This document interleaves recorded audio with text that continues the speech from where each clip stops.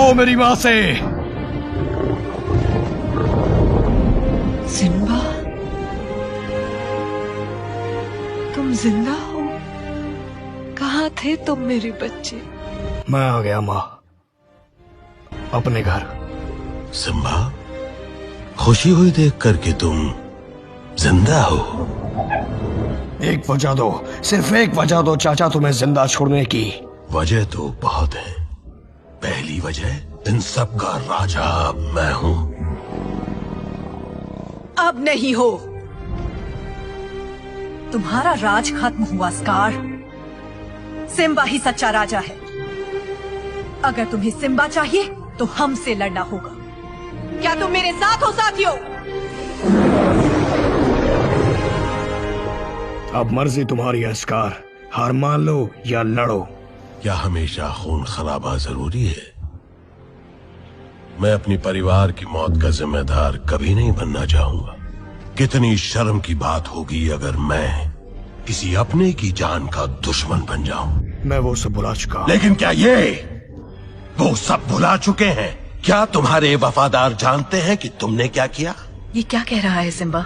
तो तुमने इन्हें अपनी असलियत नहीं बताई। देखो सिम्बा, यही मौका है अपना गुनाह कबूल करने का। बताओ सबको, मुफासा की मौत का जिम्मा किसके सर है?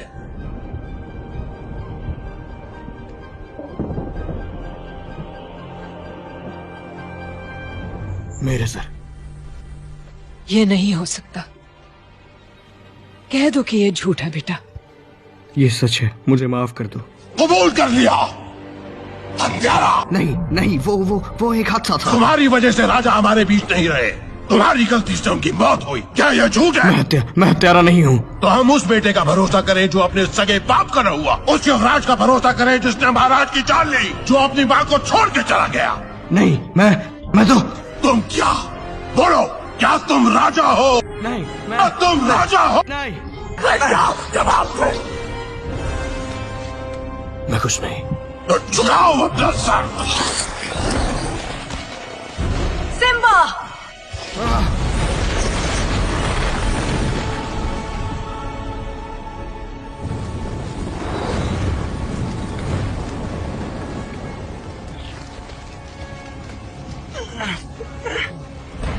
ये नजारा तो जाना पहचाना है। ऐसा मैंने पहले कहा देखा था। ओ हाँ, याद आ गया।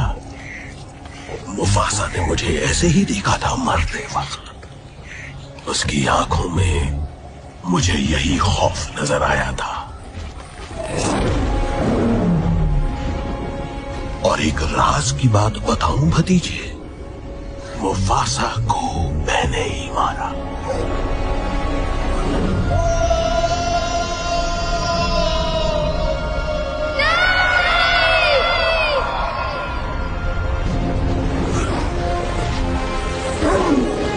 मेरे बाबा, अपने भाई की जान ली।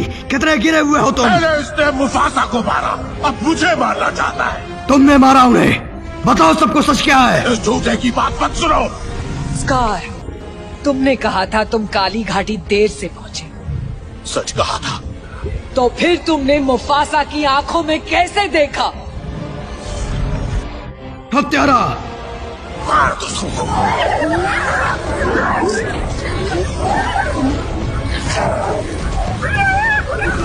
साथियों, आक्रमण!